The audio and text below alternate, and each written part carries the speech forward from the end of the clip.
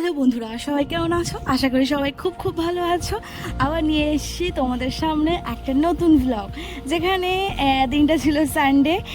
আর এখানে আমি একেবারে লাঞ্চের মেনু দেখাচ্ছি। বাট এখানে কিন্তু আমার সকাল থেকে প্রচুর কাজ করেছি। আর এখানে আমার মা করেছিল লাঞ্চের রান্নাটা। তার কারণটা একটু পরেই তোমরা দেখতে পাবে। সেটা হচ্ছে, যেরকম সকাল থেকে অ্যাজ ইউজুয়াল অনেক কাজ ছিল, করে ফেলেছি।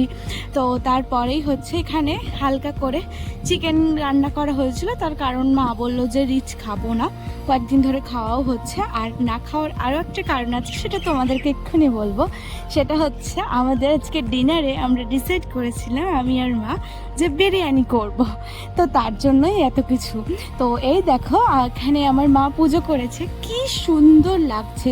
আর গাছের ফুল দিয়ে পুজো করতে একটা মনে অদ্ভুত শান্তি লাগে। এই ঠাকুরগুলো আমার কলকাতার বাড়িতে একটা ছোট্ট করে করেছি। তার কারণ ঠাকুর না রাখলে আমার একদম ভালো লাগে না, সেই বাড়িটা বাড়িই লাগে না। তো যে জায়গাতে যাই আমি সেখান থেকে একটা একটা করে ঠাকুরের ছবি বা ফটো নিয়ে আসি। তার কারণ আমার বাড়িতে প্রচুর ঠাকুর দেবতা থাকবে, এটা আমার ভালো লাগে। আর এই দেখো, মা দুর্গা গণদাদাকে নিয়ে বসে আছে।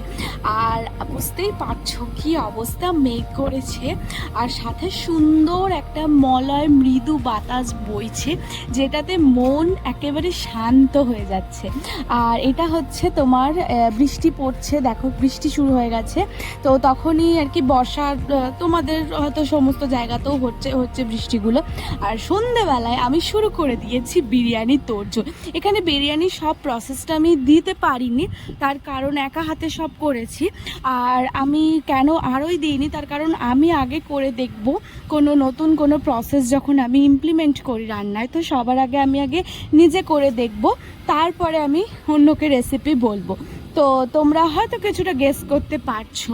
তো এবার হচ্ছে আমি একবারে ডাইরেক্ট রাইসটাই দেখাচ্ছি, মাঝখানে যে সমস্ত প্রসেসগুলো সেগুলো আমি তোমাদেরকে পরের কোনো একটা ভিডিওতে ভালোভাবে করে দেখাবো।